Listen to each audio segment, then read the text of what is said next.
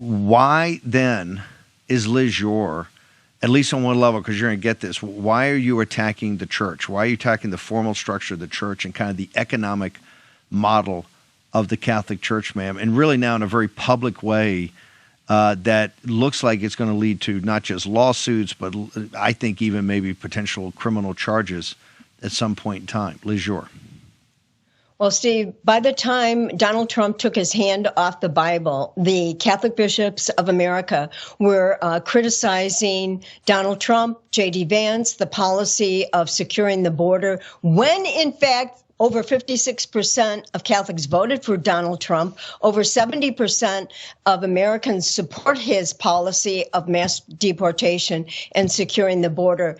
And so, happily, our new baby Catholic, as he calls himself, J.D. Vance, our wonderful vice president, has really stepped in the void and started taking on the bishops by saying, frankly, the bishops have not been a good partner in common sense immigration. And he, with the criticism that Francis had leveled against the Trump administration, he basically said, clean up your own act and be much more transparent. And interestingly, the Biden administration granted Catholic charities and NGOs over $3 billion in the last 4 years. So frankly, this is about the industrial illegal immigration money complex of the bishops, and it's at risk.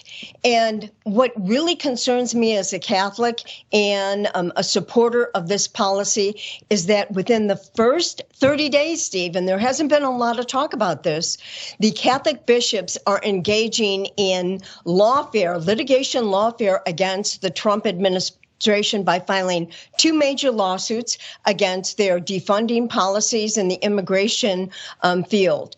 And we need to really push back on the bishops, because the other thing they're doing, which is really, frankly, these are Saul Alinsky tactics. I think in nearly every single Sunday bulletin in the last few weeks, there has been education and a long talk about how to avoid immigration deportation, how to obstruct the Trump administration when they come knocking on your doors. This is the Catholic bishops, really, in Tom Homan's words, really frustrating and, I think, impeding the protection of Americans. And, the people who have signed this letter demanding that the Trump administration have a forensic audit and a RICO investigation into the Catholic bishops. And look, since 2009, we're talking about big money. Catholic charities and related organizations have received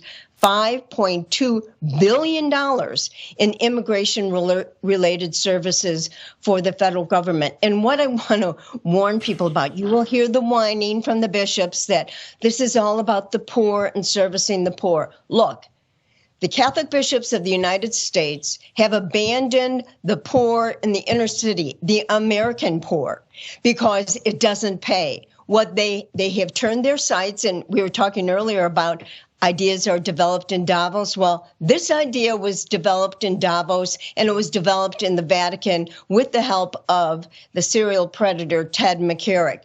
This is about flooding the United States with terrorists, with people from enemy countries, with fentanyl, with illegal cartels. And we believe that the Catholic charities and Catholic organizations are in partnership with Soros, the UN, the Mexican cartels. And we are foursquare behind the Trump administration's demand that they become transparent, that these grants are exposed to the light of day. Did any of this money go to pay off child abuse settlements? Did any of this money go to the Vatican? Because, there's a federal law, 18 U.S.C. 653, that prohibits the misuse of any government funds, converting them, loaning them, depositing these funds, except in places where they are authorized by law. So, we're all hang in on, many.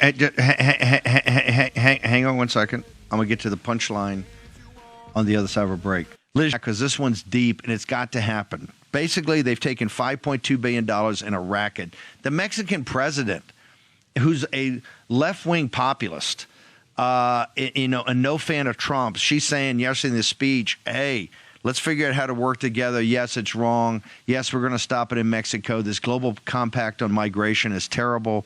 It's helped destroy Mexico, and we're going to work together. Yet the Catholic bishops not only took the money, but every week at Mass, when you take the bulletin, they got all this stuff in there about how you avoid working with Tom Homan. In fact, how you are against the Trump administration. Am I correct, ma'am?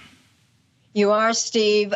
This is lawfare against the Trump administration, and it's Alinsky tactics against the Trump administration. And we better wake up. And why would you allow Catholic Charities and Catholic Church to handle hundreds of thousands of unaccompanied minor children at their pitiful 50-year career of covering up child sex abuse? And now we know 300,000 of them are missing. So it is time for Catholics to push back on their bishops.